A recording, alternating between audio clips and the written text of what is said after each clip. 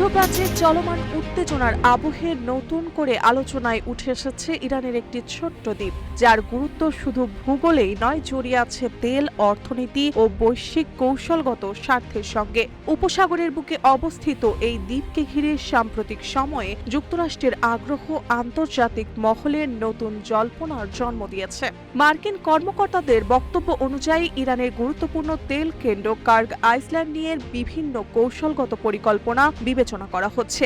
এক সাক্ষাৎকারে মার্কিন কর্মকর্তা জারেড এগেন বলেন, ইরানের বিপুল তেল সম্পদকে সন্ত্রাসীদের নিয়ন্ত্রণ থেকে মুক্ত করতে চায় যুক্তরাষ্ট্র। তার দাবি, এ ধরনের পদক্ষেপ নেওয়া হলে ভবিষ্যতে স্টেট অফ হরমুজ ঘিরে বৈশ্বিক জ্বালানি সরবরাহ নিয়ে উদ্বেগ কমতে পারে। উপসাগরের বুকে ইরানের মূল ভূখণ্ড থেকে প্রায় ৩০ কিলোমিটার দূরে অবস্থিত খার্গ দ্বীপ দেশটির সবচেয়ে বড় তেল রপ্তানি কেন্দ্র। ইরানের মোট তেল রপ্তানির প্রায় ৯০% এই দ্বীপের মধ্যেই বিশ্ব বাজারে যায়। ফলে এটি শুধু একটি দ্বীপ নয়, বরং ইরানের অর্থনীতির প্রাণকেন্দ্র হিসেবে বিবেচিত।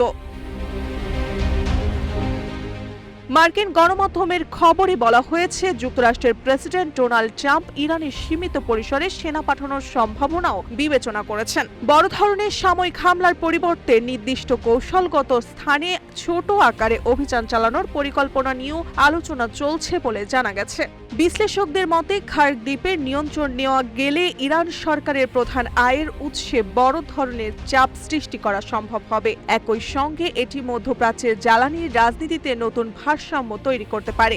এ কারণেই কৌশলগত দিক থেকে দ্বীপটিকে অত্যন্ত গুরুত্বপূর্ণ বলে মনে করছেন যুক্তরাষ্ট্র। পর্যবেক্ষকদের আশঙ্কা, এই ইস্যু ঘিরে নতুন কোনো পদক্ষেপ নেওয়া হলে মধ্যপ্রাচ্যে ইতিমধ্যে উত্তপ্ত পরিস্থিতি আরও জটিল হয়ে উঠতে পারে।